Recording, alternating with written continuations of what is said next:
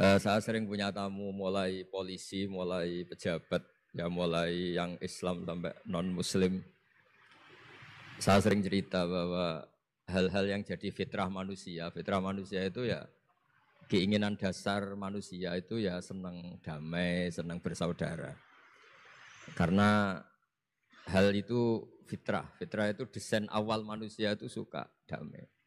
Jadi kalau untuk konflik itu butuh pemicu, tapi kalau untuk damai itu tidak butuh pemicu. Sehingga orang di mana-mana bisa rileks ya. Rileks di terminal, rileks di jalan, rileks di warung-warung kopi, rileks di kedai-kedai. Nah, konflik itu ya dimulai dari pemicu, entah rebutan pacar, entah rebutan harta, entah rebutan jabatan. Sehingga karena ada rebutan-rebutan itu terus ada pemicu, nah, itu yang melahirkan konflik. Nah, harus dicamkan, ditanamkan bahwa kepentingan berbangsa ini di atas ya, di atas kepentingan kita, di atas nafsu kita, di atas keserakahan kita, sehingga kita mudah damai.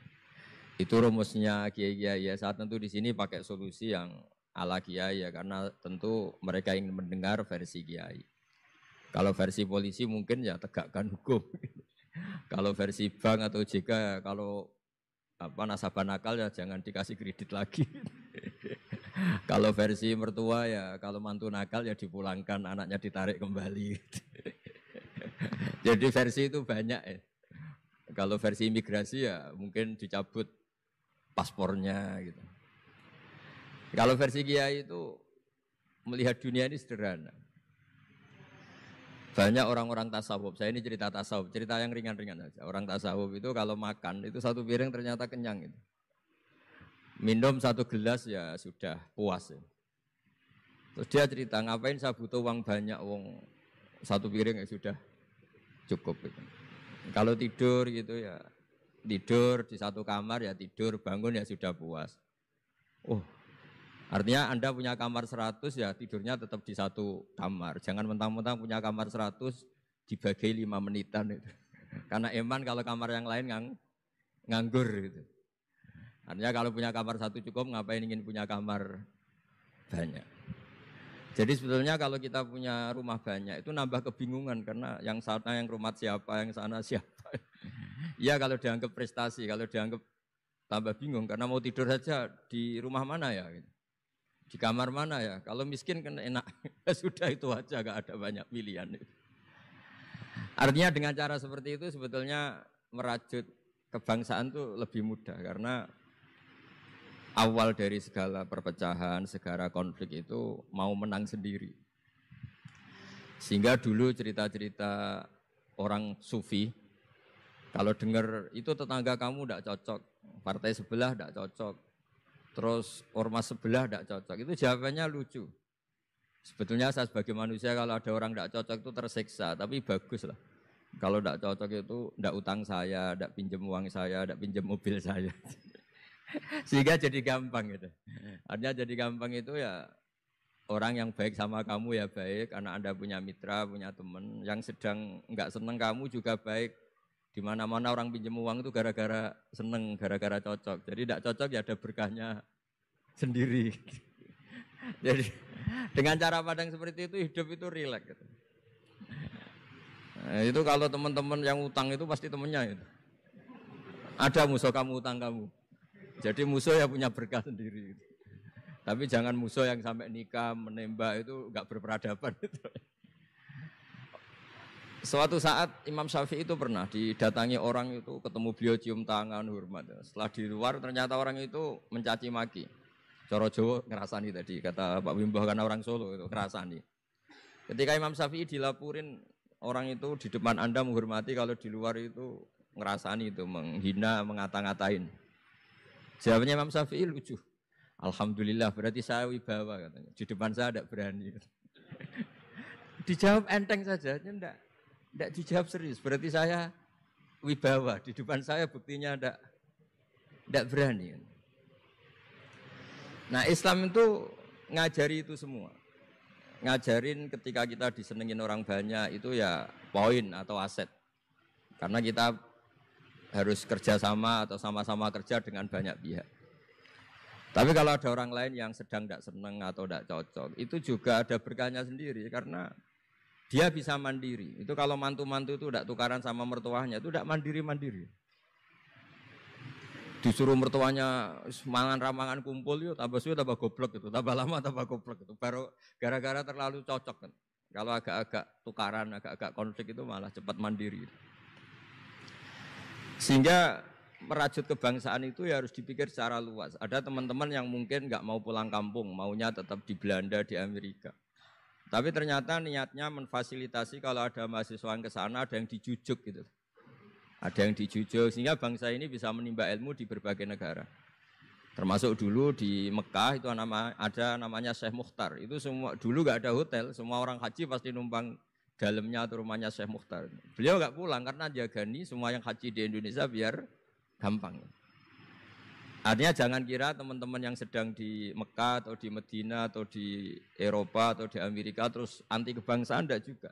Ternyata mereka bisa memfasilitasi kita saat kita di sana. Wawasan kebangsaannya juga hanya menjadi fasilitator atau menjadi mediasi atau jadi sarana kalau ada teman-teman ke sana. Begitu juga para wali. Ini cerita, mungkin cerita yang enggak ada di OJK, cerita wali Pak Wimbo. Wali itu kalau disuruh mikir kredit, disuruh mikir cara bantu orang miskin itu ya enggak pati bakat gitu. Tapi komunikasinya langsung sama yang punya. Jadi alam raya ini dengan segala variannya itu milik Allah Subhanahu wa taala. Jadi kalau Anda ingin merubah lakonnya wayang, itu enggak usah ngerayu Gatot Kaca disuruh jadi Semar atau disuruh jadi Bagong, itu susah, mereka enggak mau. Pasti mempertahankan karakter masing-masing. Itu ngerayu dalangnya saja, ini lakonnya diganti gitu. Nah wali itu gitu, kalau merubah Indonesia itu ya komunikasinya sama Allah. Karena yang mengendalikan alam raya ini Allah Subhanahu wa ta'ala. Kita tidak bisa mengendalikan pikiran orang. Sering ada orang itu, ini cerita yang ringan-ringan saja, tapi barokahnya cerita ini nanti gampang merajut persaudaraan.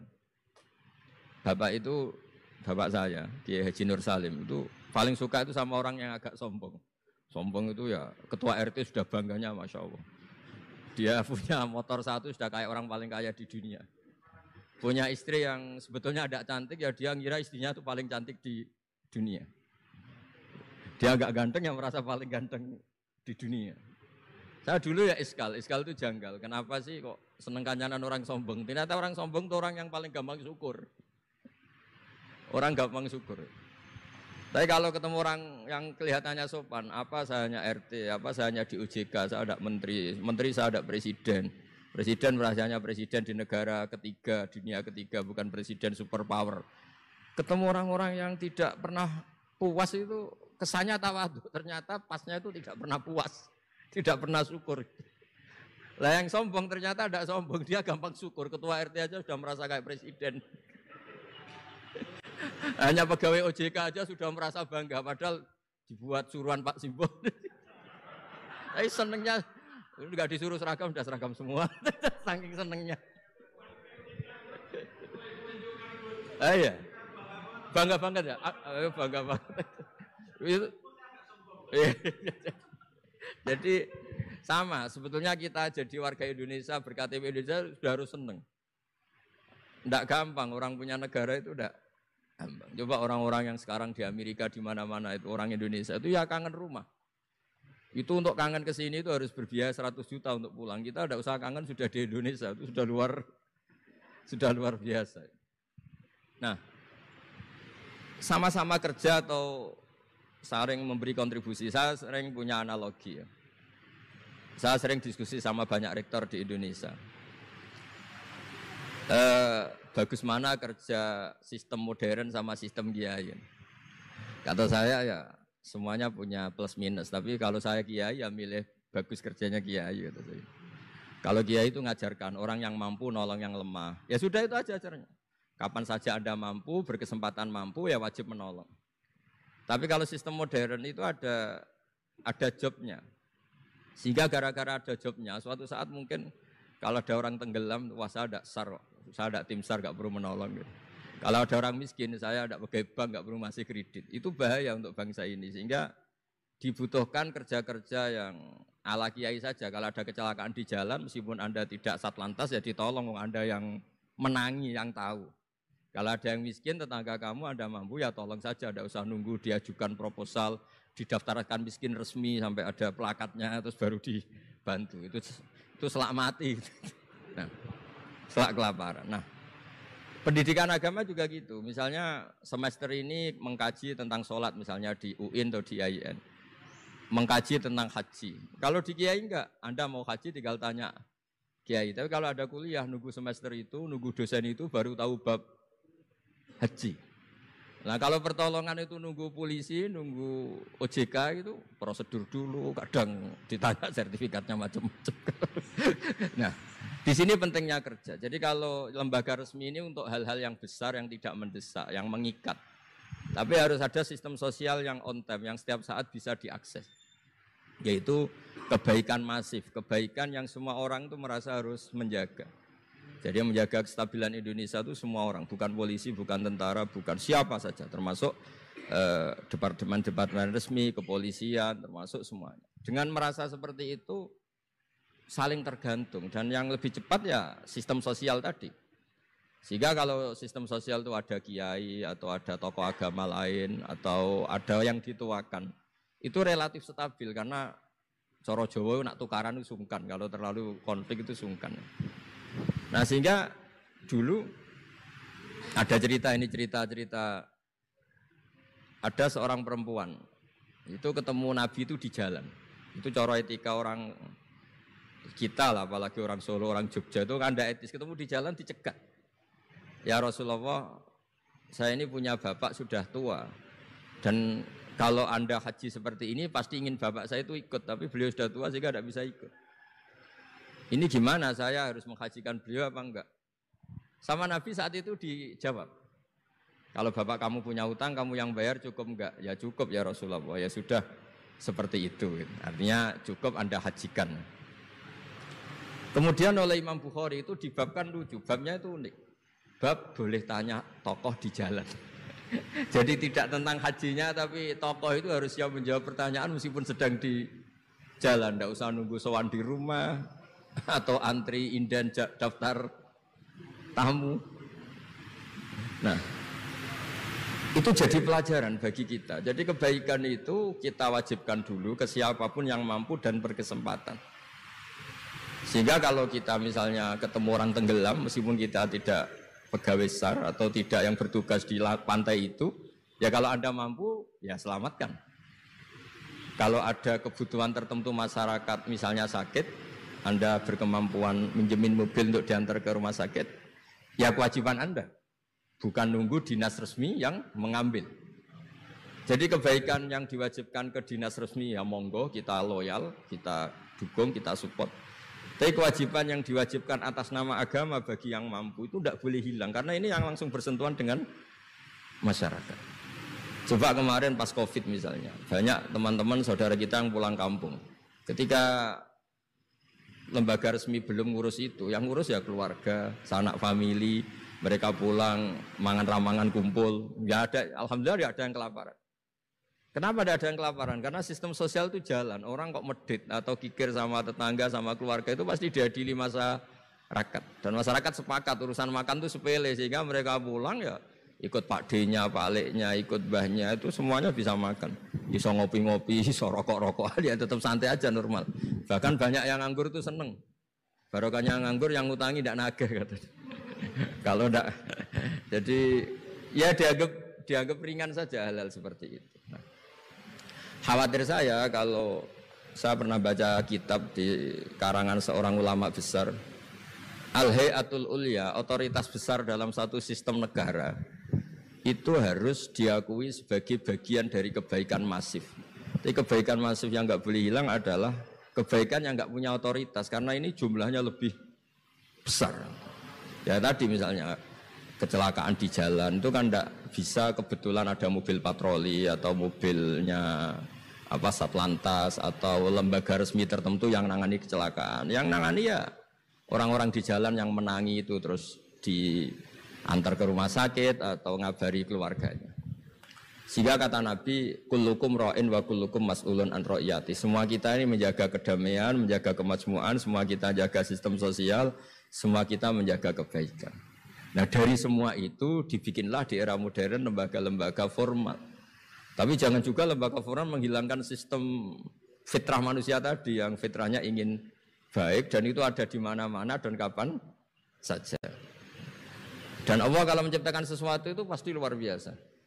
Saya sering ditanya sama orang-orang, Gus Gunanung Indonesia seneng cangkruk itu apa? Anggap aja itu tim SAR paling on time katanya. Itu kalau ada orang bingung, yang ditanya pertama ya orang-orang nganggur di pertigaan-pertigaan itu. Ini rumahnya mana? Kalau ada orang bingung yang nanya itu. Kalau ada orang kecelakaan yang nolong ya itu. Artinya sistem sosial yang sudah ada itu nggak boleh diambil alih lembaga. Karena kalau itu iya, kita kekurangan kekuatan apa? Sosial. Jadi ini penting saya utarakan supaya kebaikan-kebaikan bersama ini saling melengkapi, bukan saling mengadili, bukan saling merasa paling superior. Saya sering guyonan begini, kalau ada rapat ketahanan pangan, yang rapat itu merasa superior karena punya rumus yang luar biasa. Tapi apa artinya rumus itu kalau petani nggak mau nanam padi? Petani itu tidak usah rapat, tapi nanam padi itu otomatis jaga ketahanan apa? Pangan. Sistem sosial juga sama. Di kampung itu kalau ada orang jahat atau sinis, itu pasti nggak punya teman.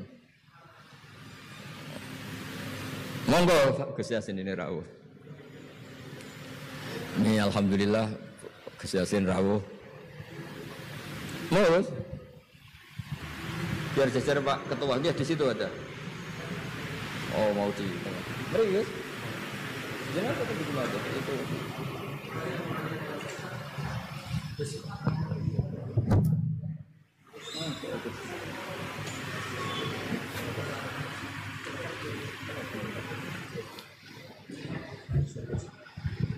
Ya saya teruskan supaya kenapa saya nyampaikan ini supaya energi sosial kita untuk menjaga kemajmukan, menjaga toleransi itu lebih masif. Di beberapa daerah itu ya banyak masjid jejer gereja di Tuban, di Jakarta. Dan ketika buktinya nggak ada apa-apa, yaitu simbol perdamaian. Di beberapa daerah ya banyak orang Islam, bosnya itu non-Muslim. Atau sebaliknya non-Muslim, bosnya Muslim. Atasan juga banyak begitu, atasannya Muslim. Itu kan contoh sosial yang sudah masif. Justru karena didiskusikan, diseminarkan itu menjadi kayak kita baru mulai. Nah itu malah aneh. Jadi selama ini kan ya sudah begitu kan, banyak orang Islam di mana-mana itu kerja di pabrik mana, ternyata pemiliknya non-Muslim, juga sebaliknya non-Muslim di instansi apa, pemimpinnya Muslim. Mulai dulu kan ya baik-baik saja. Justru karena didiskusikan tuh menjadi kayak kita ini yang punya rumus, kayak kita yang pencetus. Padahal sistem sosial kita sudah sedemikian harmonis, sudah sedemikian baik. Ketahanan pangan juga sama. Ketika belum ada rapat darurat pangan apa, petani yang lugu-lugu yang nanam padi. Barokahnya itu stok padi itu banyak. Begitu juga mereka melahirkan sistem kerja yang nggak punya ladang, kerja di yang punya ladang, dan kalau itu dizolimi atau nggak digaji, ada embargo sosial, terus tidak mau kerja di situ. Sehingga yang nggak baik juga akan baik karena dipaksa oleh sistem sosial. Jadi sebelum ditangkap polisi karena tidak baik, itu sudah diadili sosial, itu diadili hukum sosial. Nah, hal-hal seperti ini harus jadi perangkat bersama untuk menjaga kebaikan bersama. Makanya saya sering bilang, sistem sosial itu segala-galanya. Di antara sistem sosial itu adalah lembaga resmi. Jangan dibalik, lembaga resmi itu menata sistem sosial. Sebelum ada lembaga resmi itu sudah ada sistem sosial. Sehingga sebelum ada negara ini, kiai-kiai atau tokoh agama yang lain ya turun rembuk untuk mengusir penjajah, untuk memberi makan tentara yang berjuang di kampung-kampung, dikasih ketela, dikasih apa saja lah yang bisa mereka bertahan hidup. Nah, ini penting diutarakan supaya semua masyarakat itu merasa bahwa mereka ikut dan harus merawat negara ini. Kullukum ra'in wa kullukum mas'ulun an ra'iyati. Semua kalian adalah penjaga dan semua kalian dimintai tanggung jawab Allah, kontribusi Anda terhadap bangsa ini, terhadap komunitas Anda, terhadap sistem sosial Anda. Sehingga kemudian terus jalan. Nah, dimulainya dari mana? Kata Nabi, dimulai dari keluarga Anda. Sehingga semua orang nggak lempar tanggung jawab. Kalau anak saya miskin ya salah saya, kalau anak saya terlantar ya salah saya, kalau istri saya terlantar ya salah saya. Sehingga jangan karena ada sistem modern, setiap ada yang miskin menyalahkan menteri sosial misalnya. Setiap ada apa nyalakan menteri terkait. Itu hukum seperti itu bikinan kita.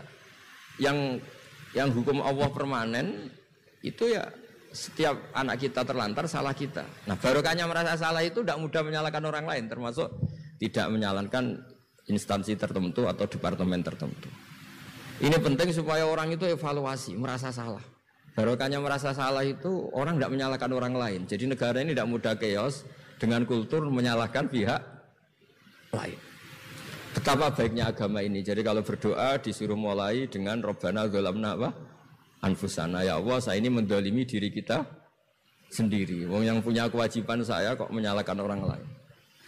Saya kalau guyon itu sering begini. Teman-teman kita yang satu kampus atau satu pondok atau satu kampung, itu kalau kaya itu pasti jadi sumber disalahkan. Misalnya Anda punya teman yang dulu sama-sama miskin, tahu-tahu jadi bupati atau gubernur. Terus itu tarif utang kamu ya dinaikkan. Dulu zaman sama-sama miskin paling pinjam uang hanya 10.000. Gara-gara jadi bupati atau gubernur BI misalnya atau ketua OJK, utangnya dinaikkan bukan sesuai Anda tapi sesuai jabatan teman kamu. Masa punya teman gubernur kita utang 100.000, pantasnya ya utang modal 100 juta.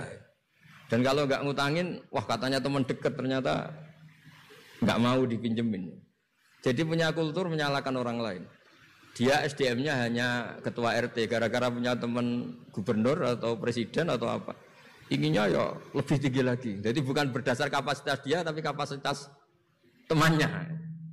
Itu juga bagian dari kesalahan yang kita ciptakan. Sehingga agama mengatur orang itu tidak boleh melebihi batas SDM-nya. Orang itu tidak boleh melebihi batas apa? SDM-nya. Kadang-kadang kita sama ketika anak kita terlantar bilang di Pak D sugih ya ora nyafaati, punya Pak D kaya juga tidak memberi syafaat, punya teman kaya tidak beri. Jadi tidak menyalahkan dirinya tapi menyalahkan teman atau keluarganya yang kaya. Itu juga awal bencana kemajmukan. Jadi kebanyakan nuntut. Makanya Nabi berkali-kali ngendikan ketika kamu di zaman akhir wa alika bi khosayati nafsik wada amka amrol amah. Kalau sudah ada badai apa saja, badai ekonomi, badai sosial atau badai apa saja, urusi diri kamu sendiri. Itu bukan Nabi menanamkan egois itu enggak, justru menanamkan kebersamaan. Barokahnya orang itu sibuk ngurus keluarganya sendiri, itu enggak kepikiran nyalakan orang lain. Jadi orang kadang salah tafsir itu justru seakan-akan kita diajarin untuk egois itu enggak. Berkahnya ngurus diri sendiri, ketika kita sudah terurus tidak membebani sama orang lain. Dan berkahnya ngurus diri sendiri juga tidak gampang mengkomplain orang lain karena kita merasa punya kewajiban sendiri. Tapi kalau kita ini terlalu modern, orang nggak punya uang, ini tanggung jawab Menteri Keuangan. Kalau miskin tanggung jawab Menteri Sosial. Kalau ada jalan rusak tanggung jawab PU. Oke, secara hukum kenegaraan misalnya mereka berkewajiban tugas itu. Tapi kalau itu untuk alasan menyalahkan, semangat kita menyalahkan. Dan agama itu tidak mengajari seperti itu. Agama itu mengajari Rabbana dzalamna anfusana. Ya Allah, saya ini merasa mendolimi diri sendiri. Nah dengan seperti itu enak cara hukum sosial kayak tadi. Ketika Allah menciptakan orang tidak suka kita kadang ya Allah salah saya apa kok sampai orang tidak cocok saya. Kamu lupa Allah mendesain orang tidak cocok kamu supaya ada utang kamu, tidak ganggu kamu. Barokahnya tidak cocok itu tidak minta uang kamu. Nah itu yang saya ingin ditiru. Jadi perilaku ulama-ulama besar kayak Imam Syafi'i itu kalau tadi berkali-kali saya ngomong. Ya Aba Abdillah, panggilannya Imam Syafi'i ya Aba Abdillah, orang itu tidak cocok kamu. Ya baguslah dia merdekakan saya, dia tidak akan pinjam uang saya, tidak pinjam mobil saya, tidak akan ganggu saya, tidak cocok. Kalau dia hajatan juga tidak ngundang kamu, jadi tidak cocok itu ya barokahnya ya banyak. Nah kenapa banyak kiai tidak dimintai rembukan masyarakat padahal dituakan? Karena kalau semuanya minta rembukan kiai itu disarankan mondok semua. Padahal barokahnya negara ini ya ada yang kuliah, ada yang jadi polisi, ada yang jadi tentara. Kalau rembukan semua sama kiai disarankan mondok semua. Nanti yang jadi polisi siapa, yang jadi dokter siapa. Nah barokahnya kadang-kadang kiai ditinggalkan, nggak diajak rembukan itu ya varian-varian profesi itu banyak. Kiainya juga ada harus tersinggung. Ini katanya nuakan saya apa-apa diputuskan sendiri, ada usah seperti itu ya biasa aja. Jadi kemajmukan, menjaga kemajmukan itu dimulai dari semua orang merasa berkewajiban menjaga perdamaian ini, menjaga keharmonisan ini. Tentu dimulai dari merasa wajib pada dirinya. Ini penting supaya tidak ingin menyalahkan orang lain atau terbersit menyalahkan orang lain. Terus kedua, bahagia dengan dirinya tadi. Misalnya orang yang paling miskin di Indonesia, itu ternyata tadi saya utarakan, saya punya kitab-kitab tasawuf banyak. Itu lucu-lucu dan jadi gampang hidup itu. Misalnya dia miskin makan satu piring kenyang. Kenapa saya harus korupsi? Kenapa saya harus mencuri? Wong makan satu piring juga sudah apa? Kenyang. Terus dia menghitung. Orang sampai kaya raya, itu makannya sampai meninggal, misalnya 60 tahun, jumlahnya sama orang miskin ternyata jumlah yang dimakan yang sama, jumlah yang diminum ya sama. Terus ada pertanyaan, saya pernah digugat juga pas dalam satu acara. Tapi kalau orang kaya ingin apa saja kan kesampaian, Gus. Ingin beli mobil kesampaian, ingin beli pesawat kesampaian. Saya tanya, ya orang kaya inginnya tidak seperti itu. Misalnya inginnya mungkin jadi presiden, inginnya jadi gubernur, kan ada aja enggak kesampaian. Tetap aja ada enggak kesampaian.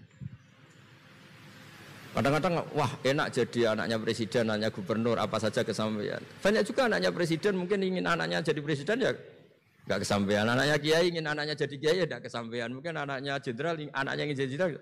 Dan dia nyontohkannya kan, wah kalau jadi orang kaya itu enak, ingin makan di apa saja kesampaian. Masa orang kaya seleranya hanya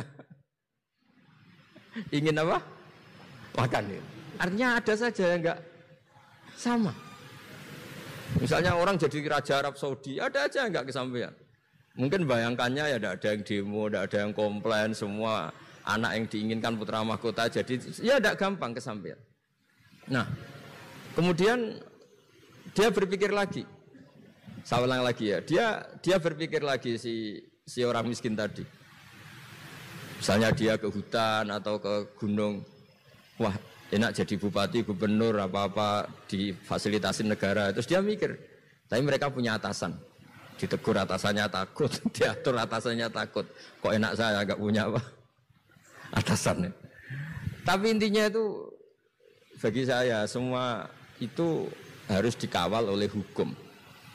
Jadi melakukan perintah Allah itu nikmat.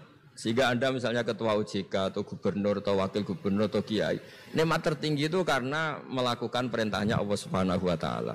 Kita disuruh jaga Indonesia, disuruh jaga keluarga. Kalau nikmatnya itu subjektif sepihak, kita puas kalau ingin seperti yang kita inginkan. Itu enggak akan ada puasnya karena nafsu kita itu kalau guyonan orang-orang tasawuf, kamu dikasih dunia seisinya dan lipatannya, tamak kamu atau keinginan kamu itu tidak akan tercapaikan, tidak akan terpuaskan. Karena manusia itu ya sudah enggak ada batasannya. Makanya kalau guyonnya dulu kan ada orang tirakat, kalau megang apa saja jadi emas. Dia bayangkan jadi kaya, jadi top. Ternyata pertama dia megang saka rumahnya, tiang rumahnya jadi emas. Habis itu megang apa lagi jadi emas. Lama-lama megang nasi jadi emas, megang minum jadi emas. Akhirnya dia nggak bisa makan karena dia ingin semua yang dipegang jadi emas. Pas kecapean megang-megang, dia ingin makan, yang dipegang juga jadi emas. Ya akhirnya kan jadi bingung gitu, karena nggak kesampaian kan. Dia kesampaiannya jadi emas, ternyata kebutuhan dasar dia ingin makan malah nggak kesampaian karena yang dimegang jadi emas. Jadi itu kan contoh. Sejahtera juga sama. Anda bayangkan misalnya kalau punya mobil, punya uang tabungan, punya apa, semuanya kesampaian enak itu. Semua yang kamu inginkan kesampaian itu enak. Ukuran enak dengan banyak bergantung. Dengan tidak banyak bergantung itu ilmiah mana? Misalnya gini, saya ini bahagia cukup dengan makan satu piring. Anda bahagia nunggu punya Alphard, punya uang 1 miliar. Lu menggantungkan kebahagiaan dengan banyak sesuatu yang Anda belum miliki itu sudah satu kebodohan kalau orang tasawuf. Cek repot ya, tapi bahagia kok kakean syarat ya. Makanya saya sering bilang, kalau saya berkali-kali cerita ada orang perempuan datang ke saya, Gus saya ingin kaya. Kebetulan orangnya itu jelek. Saya bilang, kalau kaya yang repot kamu. Kenapa Gus? Setelah suami kamu kaya, sekarang suami kamu kan miskin. Pertama yang dievaluasi apa? Ganti rumah, ganti mobil. Lama-lama ganti Anda, kata saya. Karena setelah rumahnya bagus, mobilnya bagus, yang dievaluasi pasti Anda, katanya. Wah, kalau gitu miskin aja, Gus. Iya kan, sudah rumah bagus, mobil bagus, ternyata istrinya.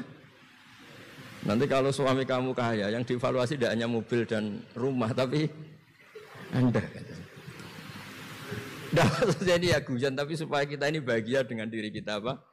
Sendiri. Jadi saya mohon semohon-mohonnya semua yang mendengar ngaji ini bahwa agama ini mengajarkan wa'alika bi khossati nafsik. Urus diri kamu sendiri itu bukan mengajari egois, itu bukan. Kalau semua kewajiban orang merasa bertanggung jawab, paling tidak bawaannya itu tidak nyalahkan orang lain. Dan negara juga agak repot-repot karena semua orang dicukupi oleh orang tuanya, oleh keluarganya. Sehingga negara ini sifatnya hanya membantu, bukan ngurus yang pokok. Tangan negara tidak cukup untuk ngurus sebesar itu, tidak cukup. Yang cukup adalah individu-individu ini menanamkan nilai-nilai sosial sehingga semua bertanggung jawab atas dirinya, atas kampungnya, atas komunitasnya, terus negara fasilitasi itu semua. Insya Allah menjadi baldatun thayyibatu wa rabbun ghafur. Saya kira demikian, semoga bermanfaat dan mohon maaf. Assalamualaikum warahmatullahi wabarakatuh.